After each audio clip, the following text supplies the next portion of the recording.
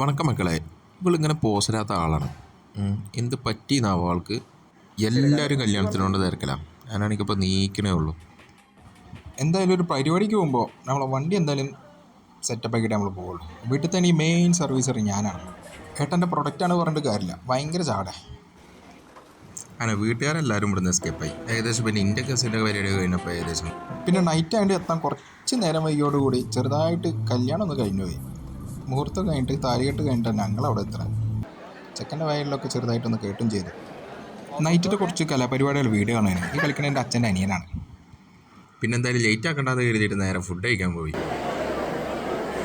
പിന്നെ കല്യാണം ആയതുകൊണ്ട് പറയണ്ട, മെയിൻ ഫോട്ടോഗ്രാഫർ പിന്നെ ഞങ്ങളൊക്കെ തന്നെ ആയിട്ട് പോയി. അങ്ങനെ അവിടുത്തെ പരിപാടി കഴിഞ്ഞ് നേരെ ചെക്കൻ്റെ വീട്ടിൽ പോയി. ഇനി അവിടെയാണ് നമ്മളെ പരിപാടി. ഒരു പൂക്കിടോണ്ട പാട്ട് കിട്ടിയാണ്.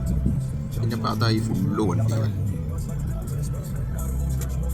അങ്ങനെ നമ്മളെ ചെക്കനും പെണ്ണൊക്കെ വന്ന് ഇവിടുത്തെ പരിപാടി തുടങ്ങി. ഞങ്ങൾ കറങ്ങാൻ പോവാണ് ഗൈസ്. കണ്ടോ ഡ്രൈവർ, അയ്യോ. അങ്ങനെ ഇവരെല്ലാവരെയും കൂട്ടിയിട്ടൊന്ന് കറങ്ങാൻ പോയി. അതൊക്കെ കഴിഞ്ഞ് ചെറുതായിട്ടൊന്ന് നേരം വഴുകി. കല്യാണം കാര്യങ്ങളൊക്കെ കളറാക്കി.